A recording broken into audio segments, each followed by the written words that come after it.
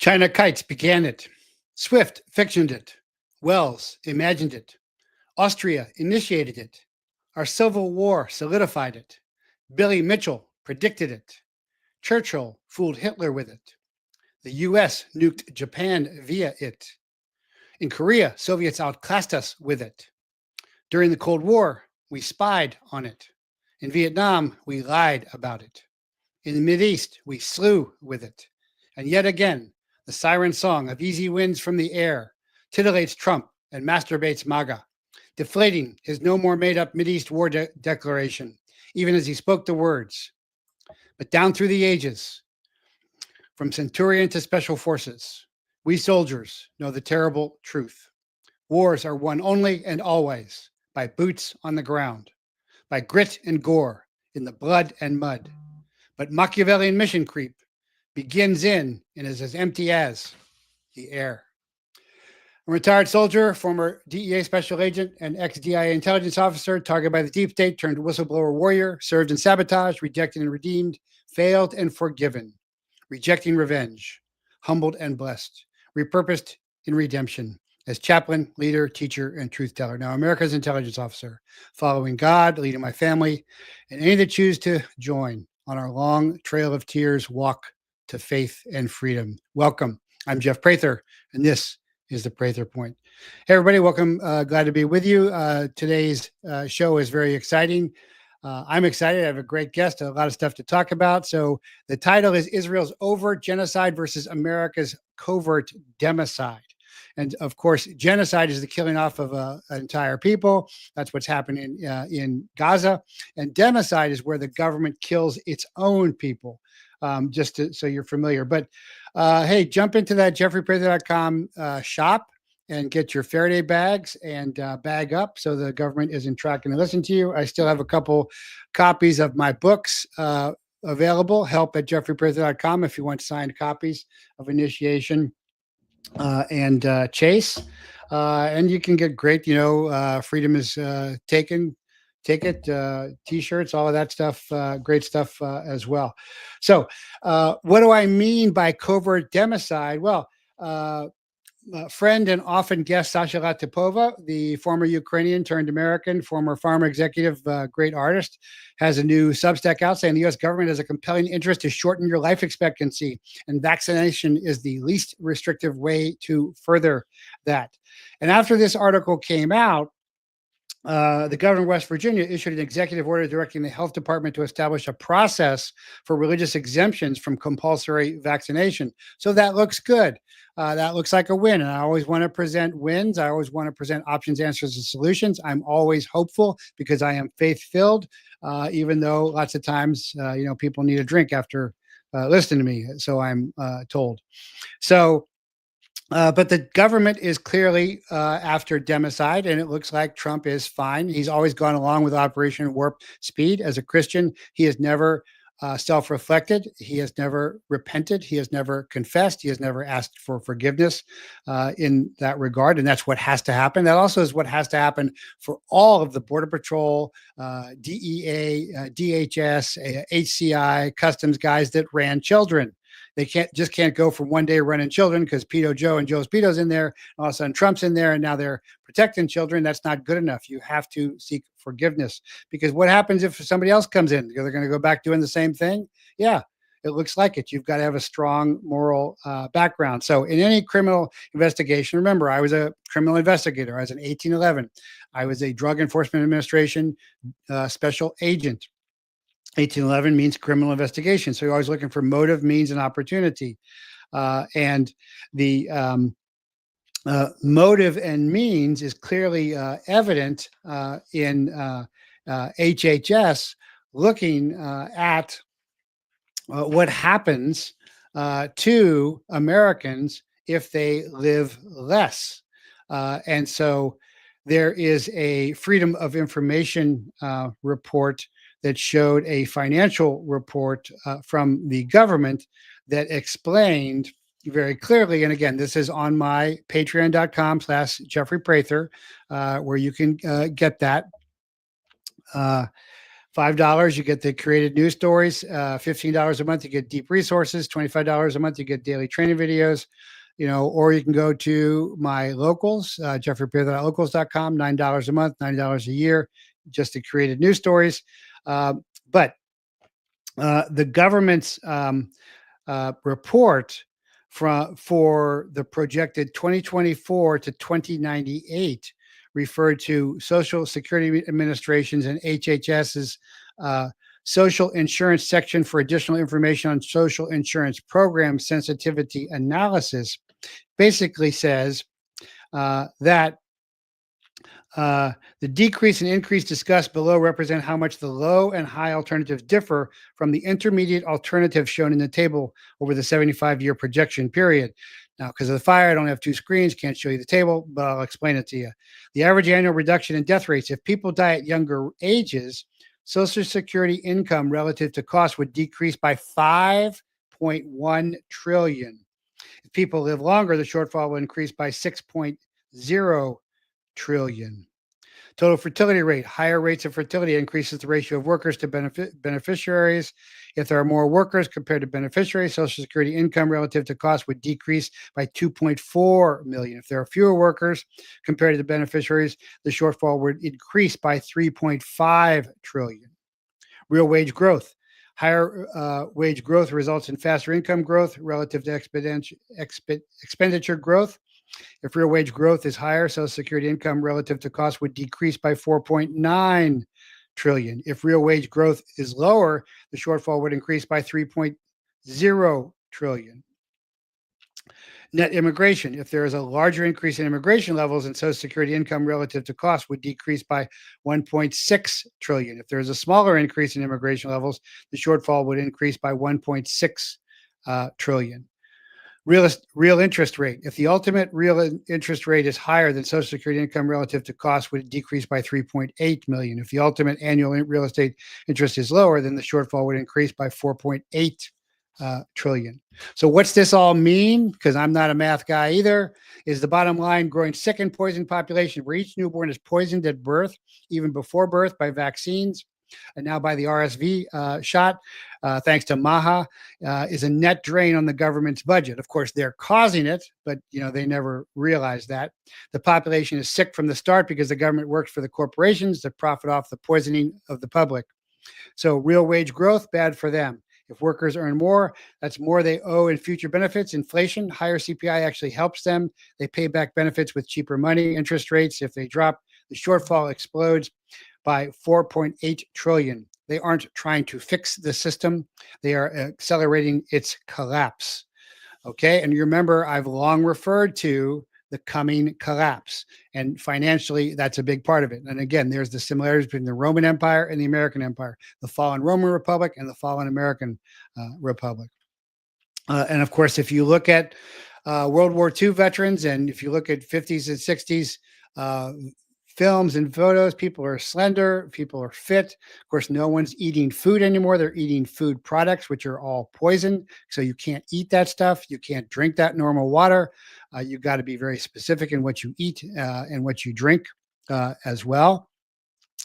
And so it's a good option and possible answer that Virginia is going to pass this religious exemption, but we'll have to see what happens with that.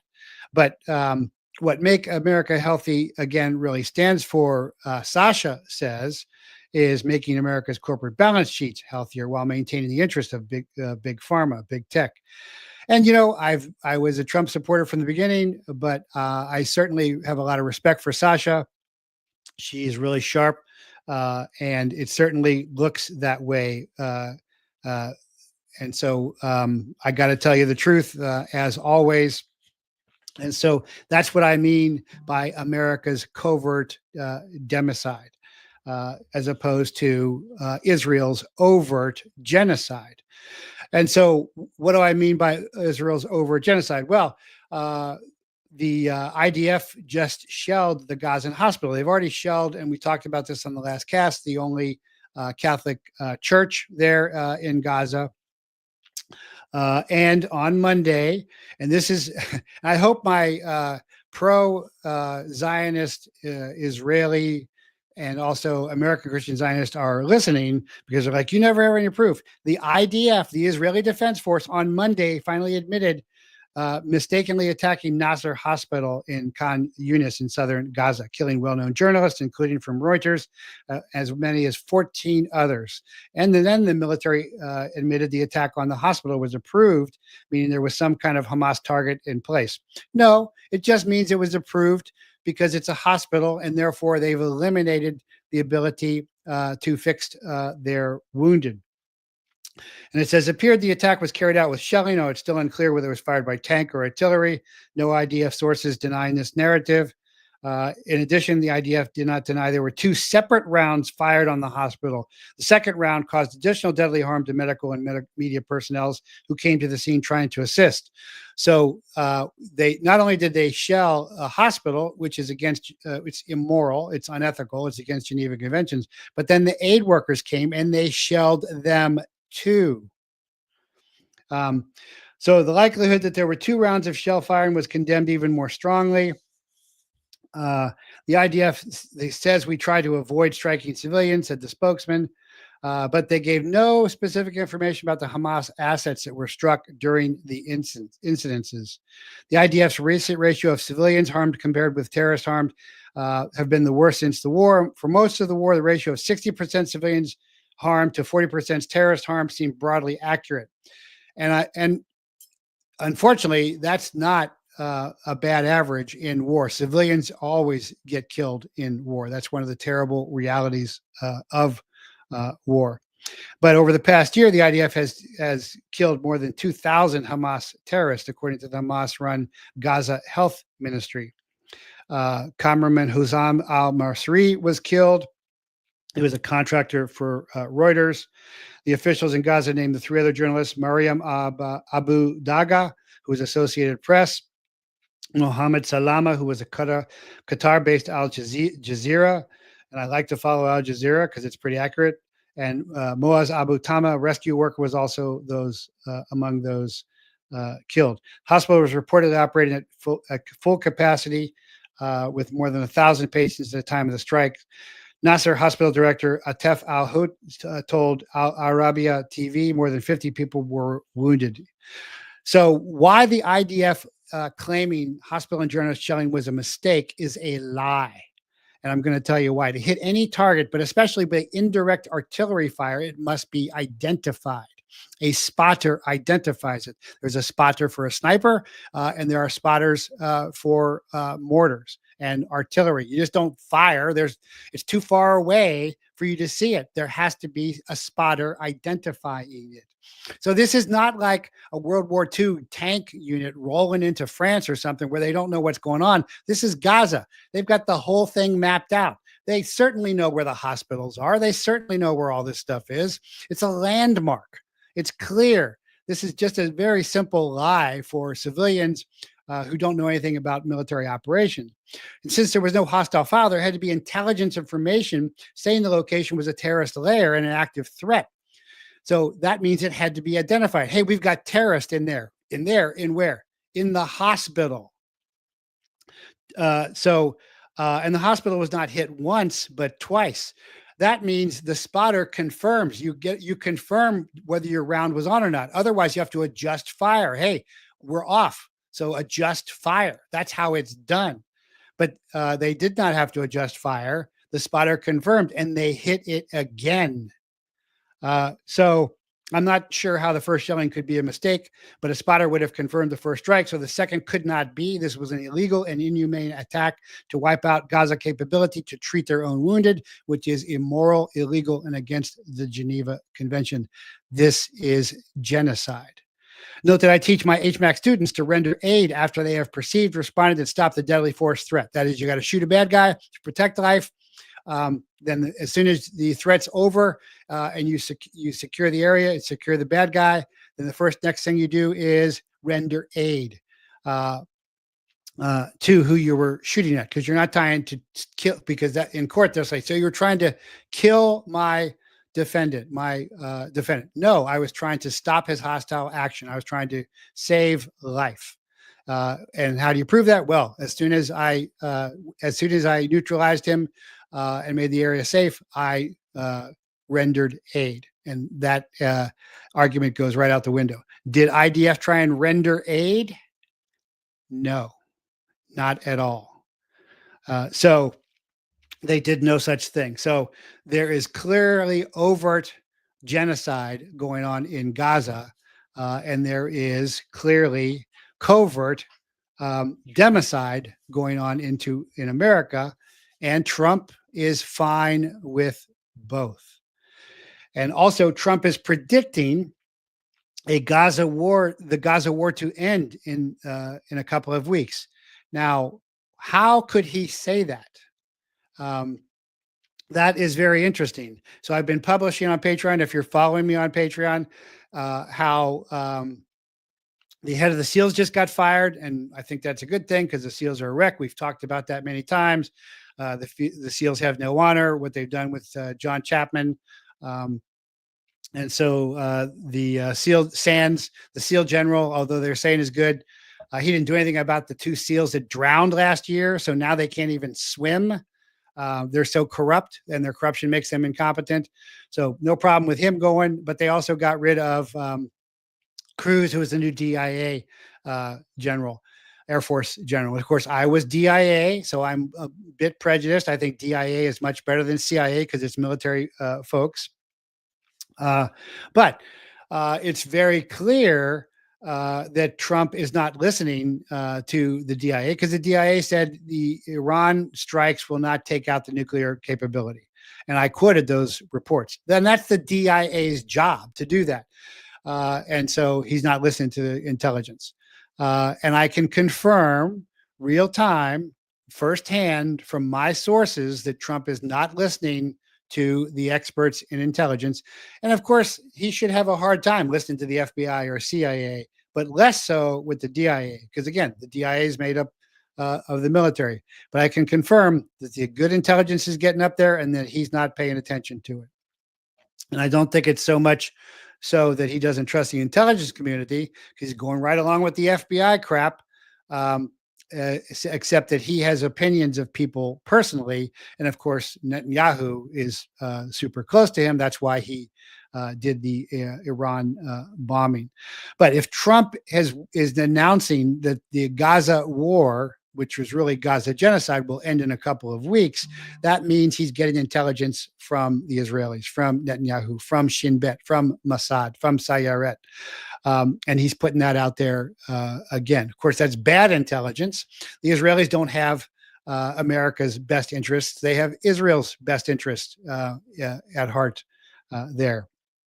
But that he's saying this shows that he is trusting still Israeli intelligence and Israeli counsel more than American counsel. And again, I can understand why he's very hesitant about the intelligence community, but the DIA is not the CIA. And I've talked about that many times. The DIA downrange used to go downrange more. There's more of a selfless service aspect because they're mostly military. At least that's my opinion on that.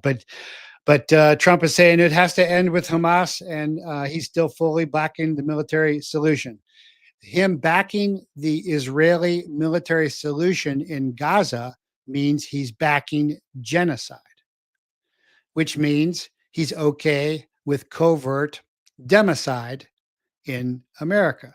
And he has been for a long time. And I know a lot of you are going to be upset for me for saying about Trump, but Trump is not Jesus. Okay, Trump is just Trump. He's just a fallen man with a fallen nature who is sometimes an ally. Trump is our ally until he is not our ally. So I know that's not what you want to hear, but that's my intelligence assessment, and I'm going to tell you the truth, whether you want to hear it or not. So that is the title there: Israel's overt genocide versus America's covert democide, and why that is so important, because Trump thinks it's going to wrap up. Now, let me use my assessment again. It's not going to wrap up. They're never going to solve anything. They're not going to kill off everybody in Gaza ever, because they always want to have that foil, always. And so I've said this before, and you can watch and see if I'm right again. But they want to keep that. Hamas was started by British and CIA intelligence, backed by Netanyahu. I've done deep dive shows on that already, and they are not going to want that wiped out. Just like the DEA doesn't want to really wipe out drugs. Remember, that's how I became a whistleblower. Expose the Sinaloa cartels, deal with the DEA to run drugs north. They want to keep that foil. So even though they may declare it ended, it will not be ended because they want to keep it going. And then finally, it's come out that there's a declassified CIA report that the CIA was planning to covertly invade Ukraine. And this goes back to 1957. And they wanted to get Special Forces, Green Berets, to do that, which makes a lot of sense. So after World War II ended, the Office of Strategic Services, the OSS, ends, and two things stand up: Army Special Forces, Green Berets, and CIA. And the CIA had a plan and this was published through the Institute of Statecraft, which is a British journal, and it's just been declassified, that they really wanted to infiltrate Ukraine with special forces. And this is because the Soviet Union took a lot of the Eastern European countries. So fun fact, originally American Green Beret Special Forces were only designed for Eastern Europe. All original Green Berets were Eastern Europeans. They were Polish, they were German. That tradition lasted a long time. In 7th Special Force Group, when I was in Latin America group, the Sergeant Major of the group was Sergeant Major Ivanov. So that tradition was very strong. Why? Because they already spoke the language. They already were of the same race. They were already the same religion. Those countries had been not under Soviet dominion, and they wanted to free them up. Later on, changing all of that to the world was just showing the success of Special Forces and the amazing success of the horse soldiers there. There's my horse soldier bottle signed by retired Sergeant Major Vince McKellar, where they overthrew the Taliban government, Muslim government. Just shows that they did incredible, amazing things. But this was the original CIA plan. Would it have worked better if Special Forces had done it? Well, my feeling on that. Certainly, I think it would have been better. But again, they sat on this forever, and they finally made it happen in 2014. And as goes with most CIA operations, it has borne us terrible fruit and has not worked out at all. And they were saying back then, inhabitants of Donbass strongly resisted Ukraine nationalists, at one point created a separate republic. That is exactly what Putin said about Donbass was true. They did not think of themselves as Ukrainians, which means borderlands. They thought of themselves as Russians. So this is a contrived, created war by the CIA, not executed by the Green Berets, who I think could have done a great job if we were going to do that at all. And that invasion plan for Special Forces never came to fruit. It's been unclassified now, but it shows how they decided to do it themselves. And they did it through snipers. They did it through assassinations. And of course, they did it through lots of covert operations. And that's also what's going on in the United States right now. So remember, all of the wildfires that most I showed were actually set. They were arsons, particularly in California. And after the wildfires of California last year, there was a bunch of Hollywood celebrities and musicians that did a fundraiser called Fire Aid. They raised about $100 million.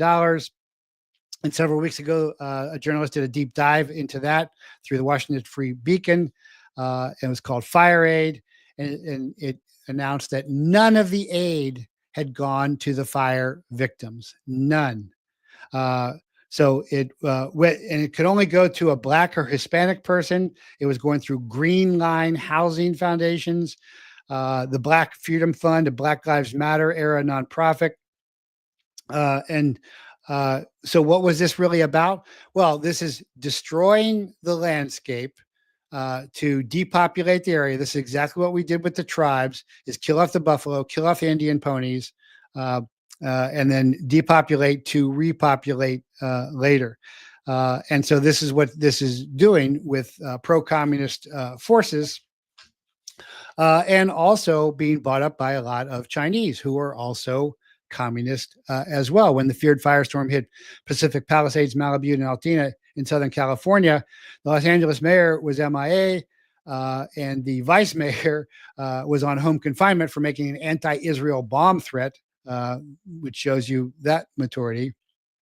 But it turns out in early August, an exclusive story in Realtor.com showed that foreign investors were buying up prime lots in the burned out area of the iconic Malibu beach. And who was those foreign investors? That is China. So that has what's been going on there. But I always want to present options, answers, and solutions. And I have a real patriotic, hardworking veteran who is amazing. Just looking at his resume makes me tired. And he's actually flying DC-10s to respond to fires right now. He might not even be able to stay on. He was a door gunner in Vietnam. He is a multi-engine land commercial pilot, single-engine land airframe pilot. He's more of a pilot than I know. He flies DC-10s. He's flown all over the world, from China to the Middle East to Afghanistan to Iraq. He's fought fires in Chile, in New Zealand, in Australia. He is besides being a veteran, he's also a former sheriff, reserve sheriff. And in fact, he was referred to me by one of my counter-drug law enforcement sources in California that is always exposing the Chinese influence in the marijuana grows, how they're buying out the Hmong. And he's also working on a Jefferson movement that is to get the California state gone and create a sister state, as I understand it. We'll let him tell you about that. But again, it's always about the solutions from the ground up. The solutions from the top up aren't coming. They are the problem. But we've got a lot to talk about. And so I wanted to welcome to Mark Baird to the show. Mark, thank you for your patience and welcome. Well, thank you very much for having me on. I appreciate the time to speak. Well, I hope I got all your wonderful credentials. Did I miss anything? No, you didn't. I'm just a regular guy, and I just happen to catch myself in the middle of things every once in a while. Hardly. You're actually on standby in the hangar right now, right? I'm actually sitting in the airplane. Right, you are ready to go for sure, man. Yeah. Gosh. Yeah. You're making me look bad. I thought I was working hard, but you're older than me and working harder than me. Wow. Excellent. Well, in the state of California, you better be prepared to work, because you're probably never going to be able to retire with the tax situation and everything else going on there. That's so true. So let's start. So you heard me segue into the fires there. And, I assessed this with the Malibu fires, just like I did with the Maui fires. Well, the Maui fires, I assessed through laser satellites, Chinese satellites. But the California fires were almost all arson. Some of them, set by hand. Some of them by weather devices as well that were released. But do you have any intelligence or input on those sources? Well, I'd like to debunk one myth. Climate change has nothing to do with wildfire. Right. Absolutely Right. nothing. Every fire requires three things to start: fuel, air, and an ignition source. And none of that has anything to do with climate change. Mismanagement of the forest, sure. The refusal of the state of California to engage in mechanical thinning of the forest, absolutely. Total mismanagement of the ground. When I was young, and I lived in that area when I was a young man, and we never had fires like that, because there were herds of goats and herds of sheep and herds of cattle constantly grazing those hills. And in addition to that, Go ahead. That's exactly it. That is the real problem, is there aren't large herds of hoofed animals moving across the landscape. That's exactly Right. the problem. Yeah. Right, and the environmentalists, I think, are directly responsible for that. And Governor Newsom is one of the worst offenders. And for him, it has nothing to do. I've been fighting the water wars in Siskiyou County for 30 years, and fighting against the attempts to eliminate agriculture from the state of California in any real sense. And this vain attempt to quote say the thought that the people of California are going to pay to save the world is the most ridiculous notion I've ever heard in my life. I mean, the state of California is less than 1/10 or 1/100th of 1% of the world's population. If we disappeared tomorrow, it wouldn't impact the environment one way or the other. And yet we pay and pay and pay, and we pay through catastrophic wildfires. And by the way, what is the carbon footprint of a catastrophic wildfire? It is the equivalent of 750 cars idling for 1 year for each acre burned. I think the Dixie Fire burned 300,000 acres all by itself. So these things are futile, they're ridiculous, and they're an insult to the people of the state of California, and they're intentional by the government in order to really get rid of rural residents and get people into the cities where they can be more closely controlled, in my humble opinion. And of course, You're saying 15-minute cities. That's what you're saying. yeah, exactly. Stack and pack. So when you And say no mechanical clearing, so the brush piles up around the big tree. So normally what would happen through thunderstorms, lightning storms, or the tribes would burn off the grass, so there'd be more buffalo, and everything would come back, and the fire would just burn low. But now yeah. they've piled this all up, and it burns the big trees. That's what you're saying, right? Well, yeah, I mean, to do nothing about those things, and U.S. Forest Service has a policy, no mechanized equipment in the national forest. Well, so if you take two guys in a buck saw, and they move that buck saw back and forth, that's the equivalent of a chainsaw, but the chainsaw can do the same job 100 times faster, and it never gets tired. I mean, these things are just stupid. They're stupid facially, and they're stupid as applied to the regions that they're applied to. For example, Siskiyou County used to be considered the jewel of California. They contributed to the general fund. We had the best schools, the best roads, and that was after that crummy Northwest Forest Plan, the first thing to save the spotted owl. But the timber receipts alone from the Northwest Forest Plan paid for the entirety of the Sheriff's Department, the entirety of the Public Instruction Department, and the entirety of the Roads Department. So when the spotted owl became more important than people's lives and all of those plans terminated, now all of a sudden Siskiyou County is a welfare county. Our kids have left. Everybody's kids are leaving. There are no jobs there unless you work for the government. Well, gee, think about a society where everyone works for the government. That's kind of an inverted pyramid where 5 people are standing on one person's shoulders, and they think they're going to support the economy with that method of employment. It just doesn't work and won't work. But yet there is a concerted plan to eliminate forestry and energy in California from the economy. And look, all products on Earth touch one of 4 businesses: timber and mining, farming, agriculture, and livestock. They pass through, and also energy production. Every product on Earth touches one of those 4 businesses, and rural counties in California had all 4.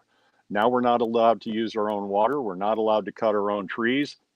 They're making it more and more difficult by declaring a drought emergency during an obvious flood. Dope growers are invading our counties. That revenue goes nowhere except into somebody's pocket somewhere else. And in that, it also destroys the social fabric of our nation. So this is a concerted effort to destroy rural America and therefore move people into cities where they're easier to control, in my opinion. And so it's not, they're stupid, but they're not that stupid because they're consistent and concerted about this effort. They know what they're doing. Sure. This is Absolutely. population by for repopulation. And so they're bringing in communists, they bring in control populations, they bring in the Chinese, all of that. Yeah.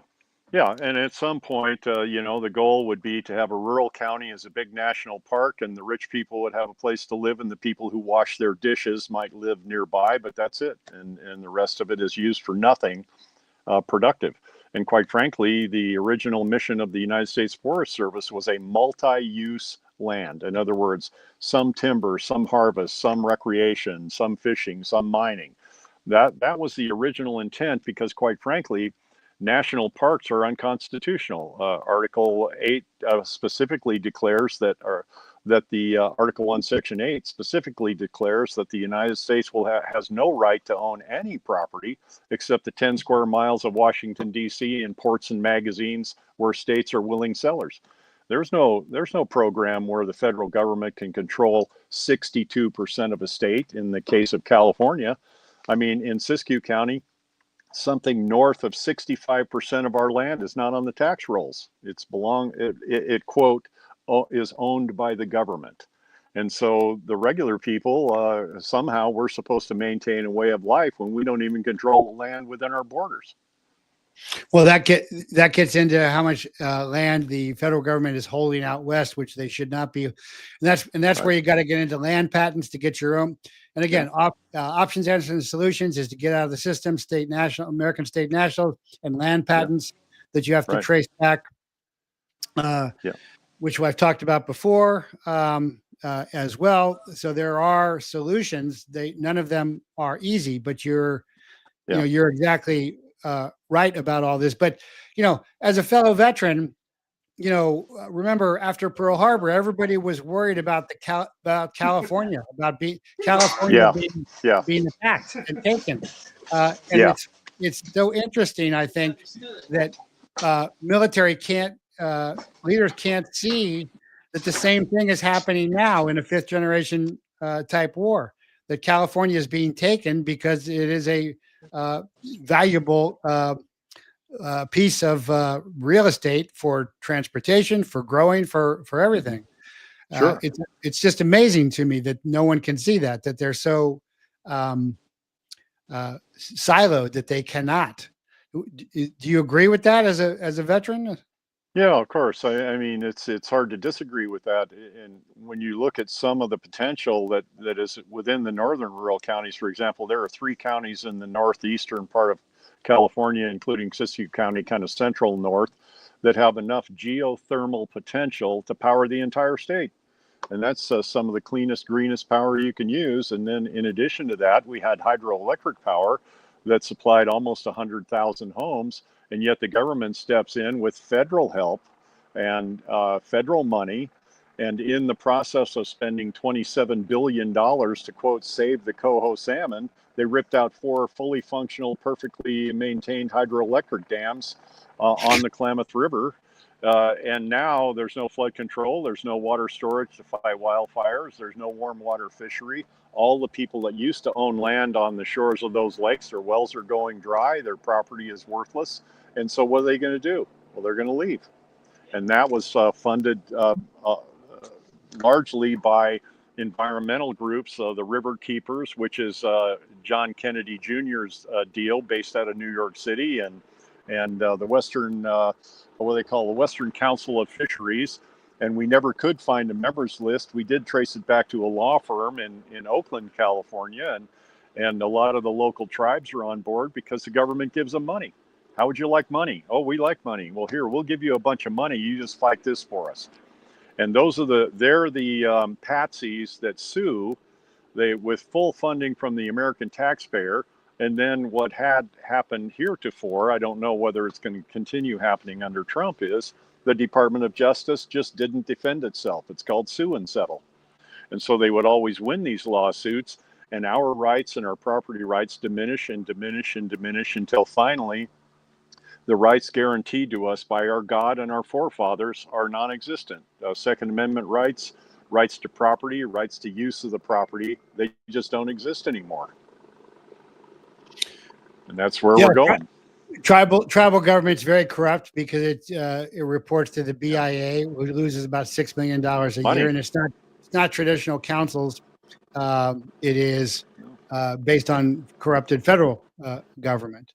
Right. Exactly. It's just money. And yet there you are sitting in your plane, ready to go fight fires. So you're a perfect example of not giving up and continuing to do something. I saw an old Special Forces post a while back. It said something like, I can't do everything, but I can do something, and I won't let what I can't do stop me from doing what I can do. And I think that epitomizes you, Mark, especially as a Vietnam vet. That's really cool. I don't know about that, but I know my grandfather once, when I was about to go to Vietnam, and he pulled me into his den to give me a little speech, and he said, "You're going to be a soldier." And I got to tell you some things, because he was in World War II, and my dad was in B-29s in Saipan in my grandfather was in World War I. My dad was in B-29s on Saipan in World War II. And Grandpa said, "You're a soldier." He said, "Never quit, never retreat, never take a step backwards. If you're down and wounded and you can move, if you can move, you can stand. If you can stand, you can take a step. If you can take a step, you can take two, and you might still be able to win and never leave a friend behind on the field." And he said, "That's all you need to know." And he shook his head, and I thought, well, I thought there was going to be more to it than that. But quite frankly, every hill has a top, every tunnel has an end, and every battle has a conclusion. And all you got to do is suck it up and get to the other end. Amen, brother. Amen. And you're doing that on so many fronts. And I also, because you were referred to me by a counter drug California law enforcement source, I wanted you, who we don't want to come on, to keep his anonymity and his himself safe, but he was commenting because I had assessed that the Chinese are taking over the grows from the Hmong, from the Montagnards, and he was confirming that. And I just wondered if you had anything you wanted to add about that or comment. Well, I'll say it's true. I mean, we went on one interdiction mission where we detained 32 people, and we really, quite frankly, we stopped arresting them because they never go to jail. But we would detain them and book them in order to get fingerprints and pictures for future use in the event that they continued to offend or were involved in something more serious. But we got 32 people in one operation, and 28 of them were illegals from mainland China. I mean, I have pictures. We went on one operation where we got about 60 cases of poison that no one in California is allowed to use on their farms. In fact, we didn't even know what was in it. It's all Chinese writing. But what they would do is they'd light these things. They're fire induced, and then they fumigate these greenhouses. And the way we found them was a guy went into one end of the greenhouse, and he walked out backwards, coughing and choking, because there was no oxygen left in the greenhouse. Now, I just want to remind the dope smokers that I doubt there are many that listen to your podcast, but there might be a few.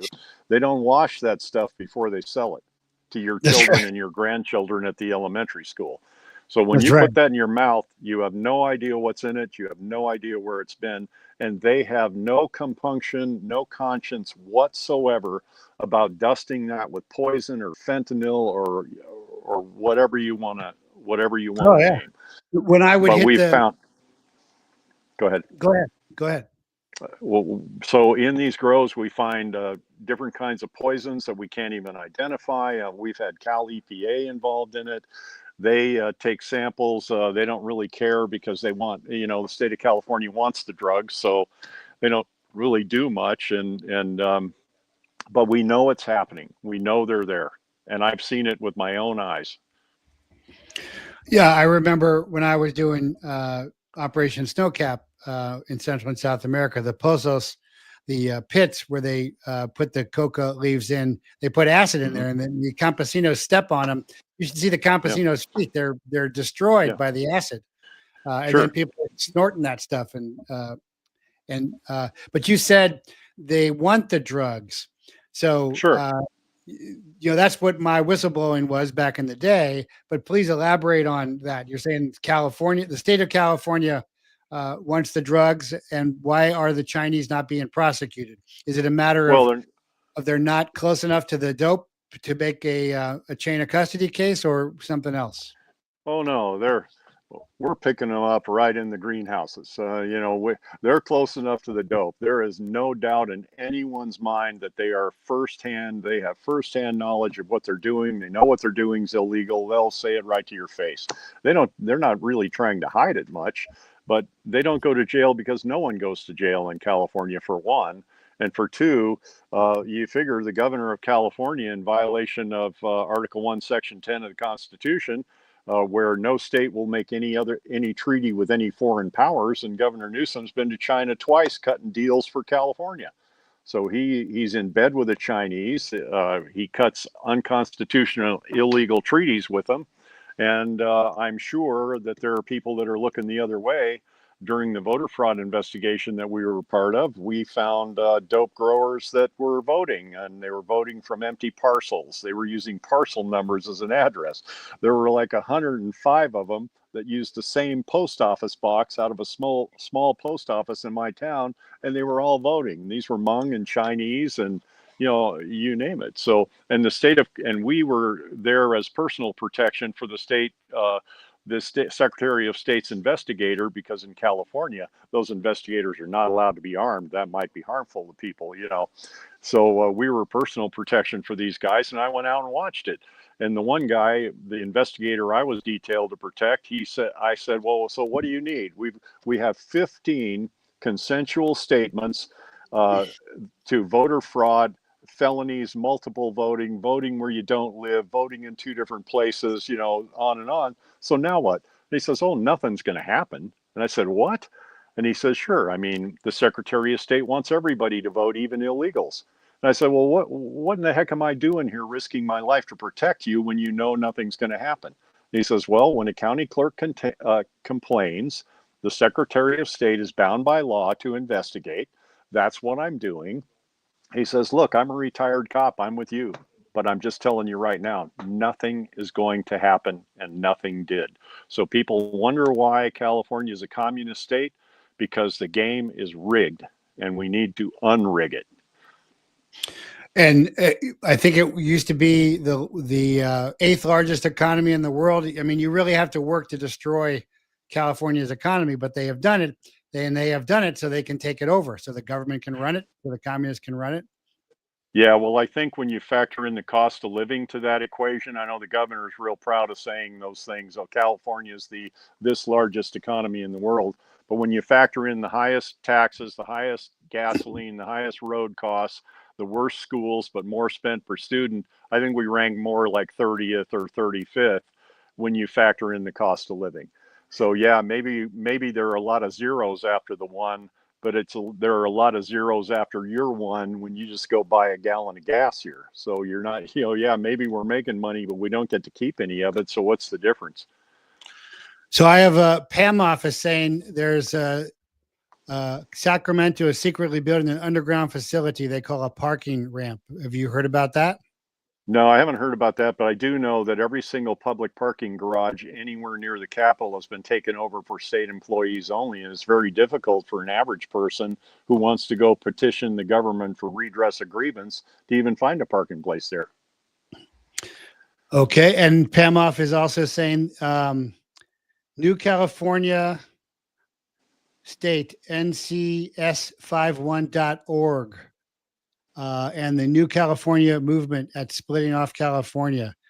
Yeah, I know those guys, and I know the guy in charge of that. And, quite frankly, here's the deal. I don't want to start the circular firing squad like most conservatives do, where we stand around and shoot each other in the foot. If they figure out how to get away from California, I'm all for it. But what I do know about them is, with their pathway to splitting away from California, there is no legitimate, constitutional, legal method through which someone could walk into the Capitol and say, okay, you guys are out, we're in, give us the keys. But with the state of Jefferson, there is a constitutional, lawful path that's been done before. In other words, this isn't new trail. You're talking about West Virginia. I'm talking about West Virginia. I'm talking about Tennessee, Kentucky, and Maine getting away from Massachusetts. So before we segue, we're segueing now into what's really important. Different thing. This is the answers, options, and solutions. And Right. I totally agree with Mark. Is with all due respect, there is no constitutional or legal precedent for what they are trying to do. It is doomed to fail.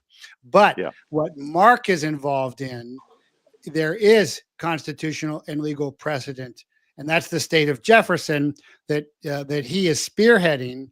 And again, all the answers are going to be local and they're going to be ground up Yeah. because you can't expect anything from the corrupt federal government. Nobody's coming. It's up to us.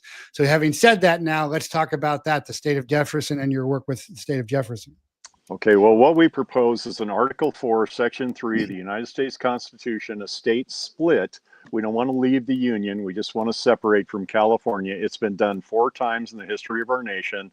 And Article 4, Section 3 says, and I'm slightly paraphrasing because I'm losing my memory, but it says no state shall be formed from any territory of any existing state unless the state legislature agrees and Congress agrees. So through this method, it has been done 4 times in our history. And what we propose is an Article 4, Section 3 state split. Now we've tried this through several methods, and quite frankly, all courts are corrupt. The first thing we did was we got initiatives from each county, each of 23 counties. We recorded them with the state of California. We requested that the Senate Pro Tem and the Speaker of the Assembly give copies of this to each of the members, and then they would discuss them and have a vote. And what they did was ignore us. And we started an email and telephone campaign. We sent hundreds of thousands of emails, made tens and tens of thousands of phone calls, and not even our own representative would ask us, what is it you want or why do you want it? Now, we spoke to the Senate Pro Tem's legislative analyst, and she said, this will never happen. She says, look, I agree with everything you're saying. It should happen, but it won't ever happen because no one in Sacramento will allow the people of Northern California to govern themselves. No one, not Republicans and not Democrats. And we found that to be true. So then we sued him in federal court. And we ran into a Democratic hack called Judge Kimberly Mueller, who was a neighbor of Jerry Brown's at the time. And she was on the Sacramento City Council. She gave up her seat so Darrell Steinberg could be mayor of Sacramento. And President Obama threw her the bone of making her a federal judge. And so what she did was, under Title 8, Section 2284, anytime someone brings a dilution of vote or lack of representation case, a federal judge has one duty, and that is to appoint a 3-judge panel, because no single judge can be trusted with the vote of the people. That's from that federal statute. And so what she did was she appointed a 3-judge panel when we first brought the case. And we got this information and we got this plan from the Abbott versus Evenwell legal team. They got a case to the United States Supreme Court in less than 60 days, which was unheard of. But they did it through this same federal title and act. And so they gave us the advice, because once you have a 3-judge panel, your immediate appeal is the United States Supreme Court, and they can't say no. They have to take the case. Well, Judge Mueller, they have to hear the case.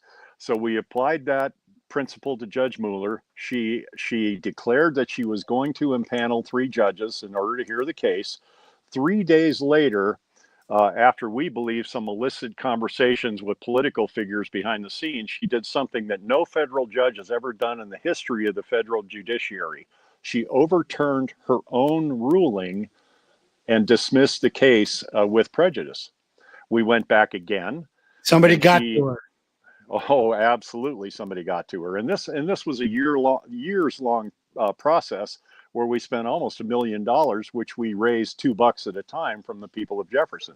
So we appealed it to the Ninth Circuit Court, and here's what they did. And this to me is absolute tyranny. They dismissed the case for lack of justicability. And here's what that means. Yes, everything you say is true. There is nothing in dispute in the evidence. We don't disagree with anything you said. We don't find anything you've said to be untrue. However, since all the people of California have no representation, there's nothing we're going to do for you. So imagine if the people of China actually had a court that would deliver liberty and justice. They don't, but let's say they did. And someone sued the Chinese government because Xi Jinping made himself president for life, no recourse, no vote, no nothing. And the court came back and said, well, yeah, that's all true. But since anybody in China could be mass murdered or kidnapped or tyrannized, there's nothing the court can do about it. So see ya. And they dismissed the case. And we just didn't have the money to try to take it to the Supreme Court. Plus, they did it with a legal trick because one of our attorneys said, you can't forget this. The bucket of dirty tricks that judges possess has no bottom. There is nothing that is beneath them. And so what they did was they did this in an unpublished decision, and we couldn't take it to the Supreme Court because it wasn't published. So they know how to get rid of you if you get close to freedom and get close to liberty. How do you have a non-published decision? Well, that's what the Ninth Circuit released. They said, no, your case is dismissed with prejudice, and that they did that in an unpublished decision with no text.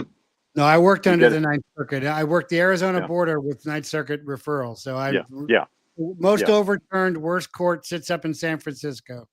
Yeah. Yes, that's true. How we're not without recourse. So our last attempt that has a constitutional legal path to victory is to a statewide initiative, which would change the California Constitution, Article 2, Section 1, which basically says people can alter or reform government anytime the public good demands it. Okay, so what we're going to do is we want to get a statewide initiative on the ballot compelling a change to Article 2, Section 1 of the California Constitution, which would force the governor and the legislature to pass and sign state split legislation if it were to pass a statewide initiative. And there is a New Mexico case out of the Supreme Court that said the people of the state can act as the legislature in a statewide initiative. So what we will do is act as the legislature, pass an Article 4, Section 3 state split, and then command the governor and the legislature to act on behalf of the people and to pass that legislation and sign it and send it to Congress. And we're hoping if conservatives control Congress and the Senate, and we have a friendly White House, even though the president is not mentioned in Article 4, Section 3, he would probably certainly have to sign the bill anyway. So that's our next step is a statewide initiative, and that statement requires about $11 million to get it on the ballot and get it advertised. But I think it would pass. It would pass, especially now. People are sick of it. They've had enough. I've had enough. Personally, I'll tell you, that's not that much money. My check for $1,000 will be the first one in the barrel if we get this thing going. So do you have a Give, Send, Go or website for this? Or it's called CaliforniaStateSplit.com. We're trying to set up a donate button on that right now. So keep going to the website. There is a poll there, though. Take the poll. Do you favor California state split or don't you? It's a very simple question. Do you want to stay with California, or would you rather break it up into 3 or 4 states where the local people can have their own representation? Because look, Thomas Paine in his little pamphlet, oddly enough called Common Sense, he said the first legislature should occur under the branches of a big oak tree. But as the colonies grow, representation must continue to grow so that each part of the colony remains represented. But even more important than that, so legislators are never free to form a separate agenda from those who elect them. And that's the situation we have right now. We have the worst representative ratio in the United States. A state senator represents 1 million people. He doesn't care about us. We don't have enough votes to make him care. So we need to get away from them. And state split is the only way to do it, and we can do it. I'm not a glass is half empty kind of guy. I don't have time to waste. If we can raise the money, and quite frankly, in a state with 40 million people, $11 million ain't that much money. No, it isn't. If you go up north with all the big ranches and the farms and everything, and the conservatives up there, if you get a coalition of those ranchers up there, and there's a county up there who did. I've talked about them before. I think I've had them on the show that reformed their government. I can't think of them offhand. But a coalition of ranchers and farms, I would think, would be the way to go. Well, and businessmen down south. I mean, look, you got a corporation. You have 2 choices: pay or leave. and most of them are leaving. But you know, I don't know. In my age, I really don't want to move. I'd rather change where I live or slide the boundary over or something, because I live in a great place with wonderful people and the beautiful scenery and everything I love in life, except the government. Well, Boone Pickens once said, if you own the best mansion on the street, you can't find a better one. And the gardener's doing a lousy job. Do you burn the house down or do you fire the gardener? Well, what we want to do is fire the gardener, and we Oh, can do it. We can do it. Alois 2023. Thank you. It was Shasta County that did that. Okay. Are you Oh yeah, familiar with I that? know. I know the people that were involved in that. They did. They became a charter county. Yeah. I've Yeah. talked to them, and I think I may have had them on the show. Yeah. Thank you, Alois 2023, for that. So there's an ally right there that you should Yeah. be linking up with. They're part of the Jefferson movement, so we already Okay. are allied with them. And Essie at 2020 is asking about www.newcaliforniastate.com, quoting, by using the Article 4, Section 4 of the Constitution, isn't this not a constitutional legal pathway? They're saying that, but well, I'll let you comment on that. Please go ahead. Well, Article 4, Section 4 simply says that it is the purview of Congress to provide a Republican form of government to each state. But what she doesn't realize, and if you do the research and read the cases, the remedy to that is not judicial, it's legislative. So when you form a new state and you have your Article 4, Section 3 process passed, at that point, you submit a constitution for your new state. Congress reviews that, and as part of the enabling act for your new state and the remedy to Article 4, Section 4, they approve your constitution, and that's your guarantee to a Republican form of government. So, And you know, Congress one thing is I never found with, going to give that power up. That's never going to happen. no, they won't. And under the Constitution, their purview is not to have to give it up. But so what we have to do is remember, you have to read the history and you got to read the case law. Right. Yes. Unfortunately, it all hangs on the case law, and I've Yeah. read it all.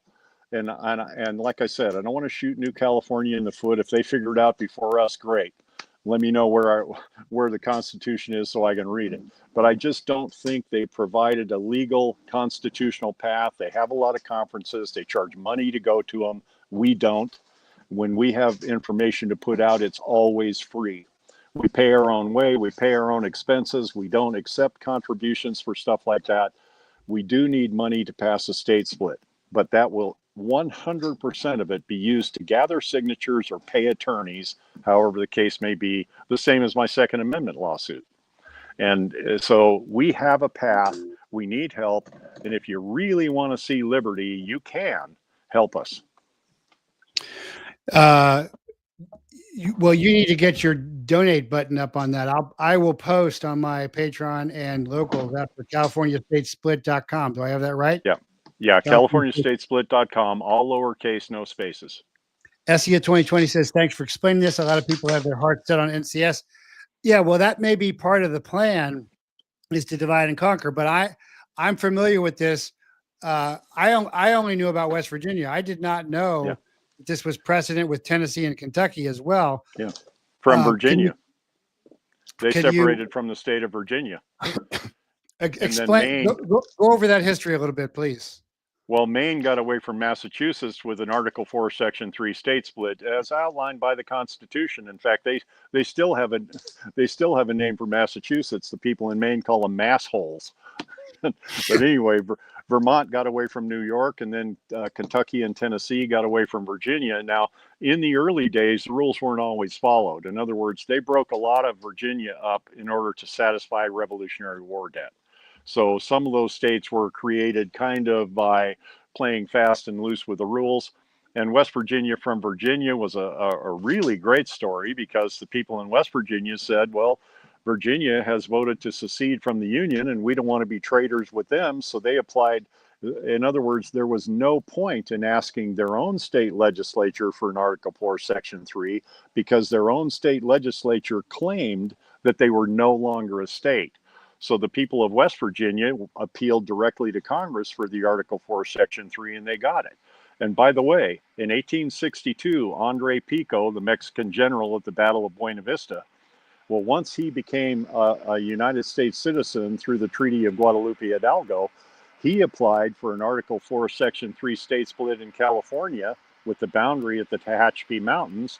It passed the legislature. It passed the California Senate. It was signed by Governor Walker. It was sitting on the desk of the United States Senate when Virginia seceded, and they tabled the measure because they were afraid that Southern California would go slave and join the South. So we actually had one of those Wow. deals passed. I I mean, did not know that. Article 4, Section 3 is the path. It can be done. In this case, we have to force the legislature and the governor to pass it and sign it because they're not going to do it by themselves. And that's why we need the statewide initiative. Well said. Rum's Nota says the immediate level, there's a lot of audience interest in this, and they seem knowledgeable. The immediate level of control is municipal, and above that, county. Those two levels must be taken back by their inhabitants, unincorporate. Then it might be addressed successfully at state, federal level.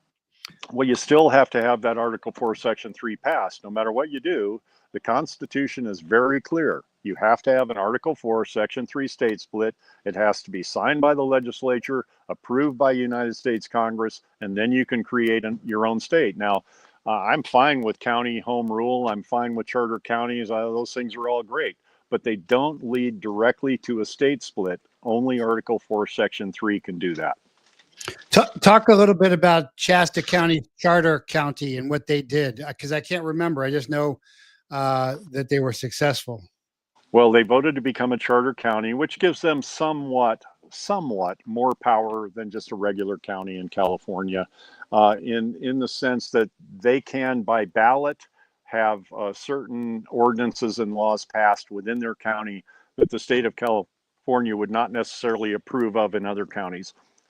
Siskiyou County has charter county on the ballot the next time, and you can only do one thing at a time.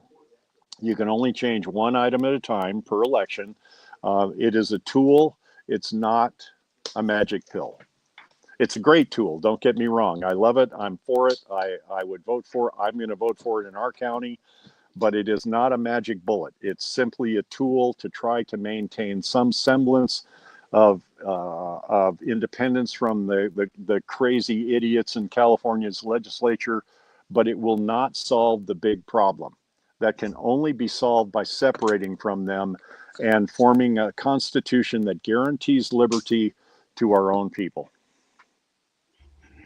So I think this would require some kind of even worse economic crisis to wake people up. So for example, my solution is Team America. And we do not have a coherent team in California. We have some assets, which is why I'm so supportive and impressed by what you're doing. But what do you think would be the inflection point or the cusp that would make this happen?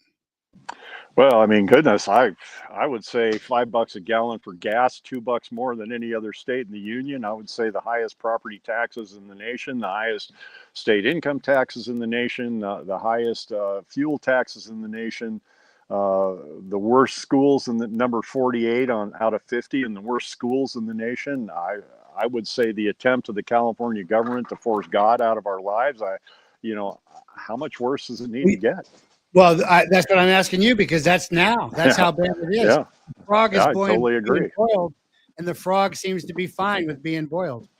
I agree. Yeah. So I don't know what it will take for people. I know for me, I've already hit that point. Well, I think that it's going to be a kill-off. The Nobel laureate, I'm forgetting his name right now, said everybody who took the jab will be dead in a decade. I was just talking about that earlier on the show, how the government has a vested interest in democide. They're killing off their supporters. It's just a slow kill off.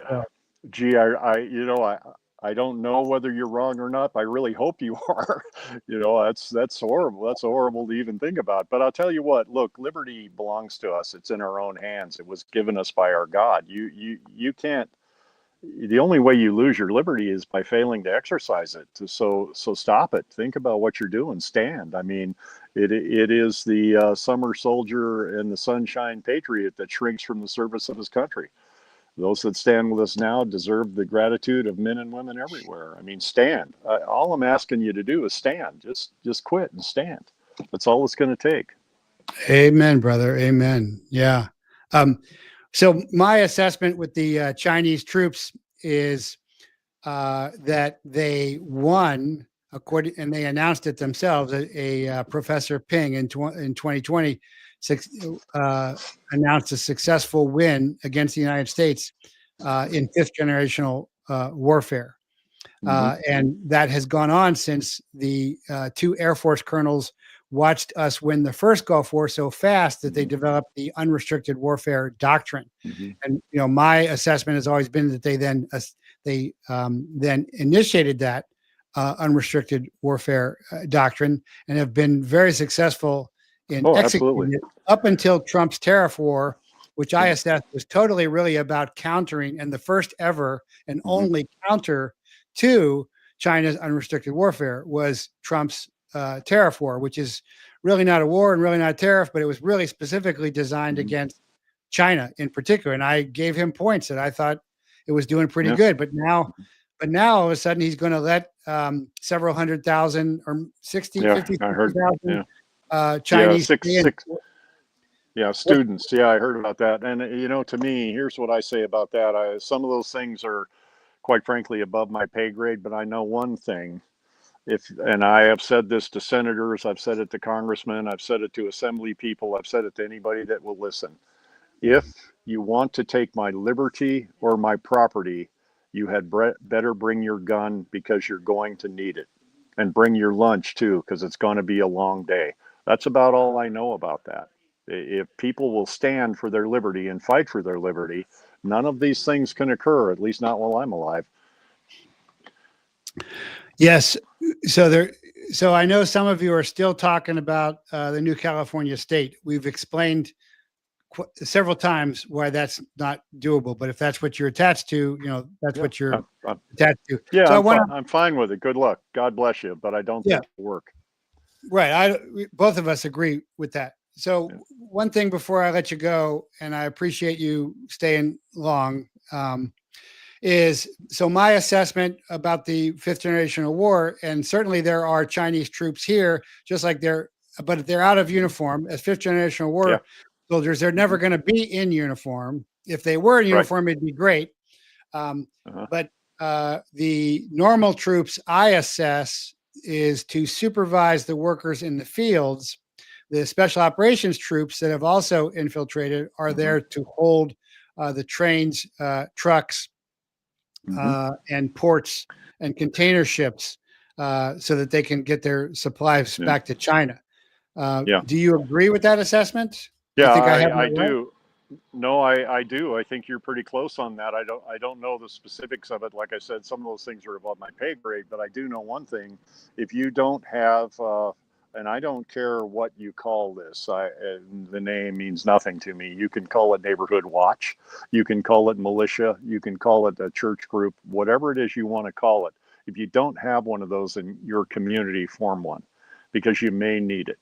We may need to act together. We may need to act together as a la April 19th, 1775.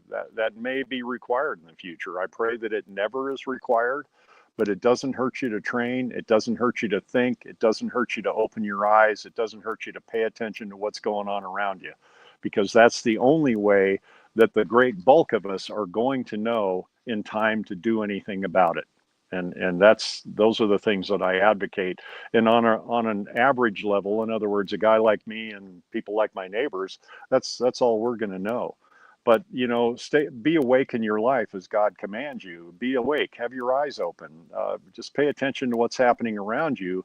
But find like-minded people to associate with, so that when something does happen, you can act in a unified fashion with a unified command and actually do some good. And that's all I can say about it from, like I said, from my pay grade. Amen. Well, that's very well said. Well, besides CaliforniaStateSplit.com, is there any place that people should follow you? I know you're on YouTube quite a bit.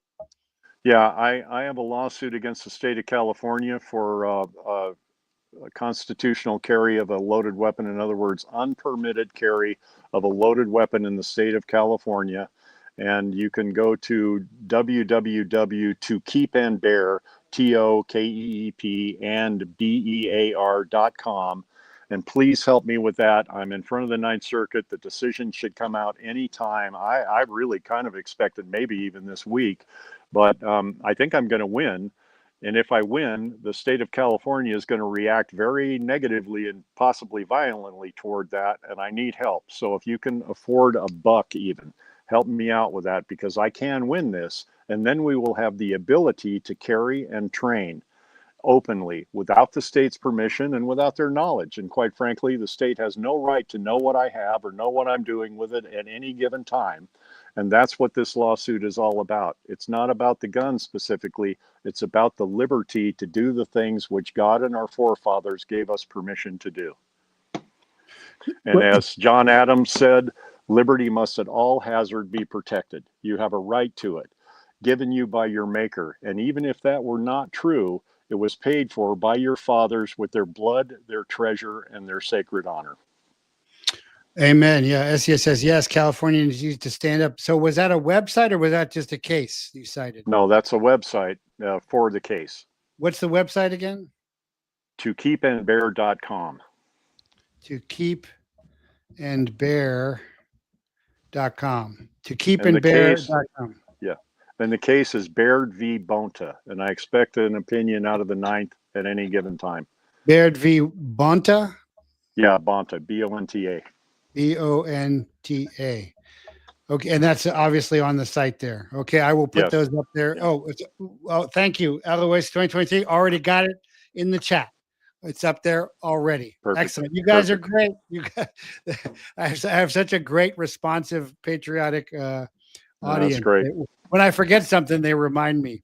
No, Bev, New California State is not the answer. You just came on X there. But anyway, Ohio went permanently carry 2 years ago. Yeah, definitely. I want to talk about that. I'm going to have on the Kent Brown, the president of CCW Safe, who transitioned Americans Legal Defense, Armed Citizens Defense League, which I've been a member of for a long time because I've been a firearms instructor shortly. So when that happens, we want to hear. We'll have to have you back on. When I get the word, I'll shoot you an email whenever the case opinion comes out. Definitely. Well, thank you so much, and we'll keep you on our prayers. And I'm so impressed, brother. And I don't see people out working me very often, but I think you're doing it, and you're older than me, and that's really impressive. So I'm honored to have you on here. We'll be praying for you. And be safe on those missions as well. Thank you so much. Well, thank you, Major, and I appreciate it, and God bless you, and thanks for the work you're doing. And I'll see you soon. All right. God bless. Okay. Well, that was a great informative show. But man, I learned so much there from Mark. And so BAIRD versus Bonta. BAIRD, of course, is his last name, B-A-I-R-D versus Bonta, B-O-N-T-A. And that's tokeepandbear.com. And I will get that up as well. We will continue to track this. So we don't always win, but we always learn more in defeat. And winning is difficult, demanding, and always expensive. We can and will win if we commit. The most committed wins. So define what you're willing to fight, kill, and die for. We are behind enemy lines in our own country against our own government. The faithful versus the fakes. Reset versus resistance. Parents versus pedos. God is not with us, but we are with God. Tyrants always fall. Tyranny always fails. Graphene is not in our DNA, but freedom is. But freedom is never given. It is earned, fought for, won, and taken. So take it.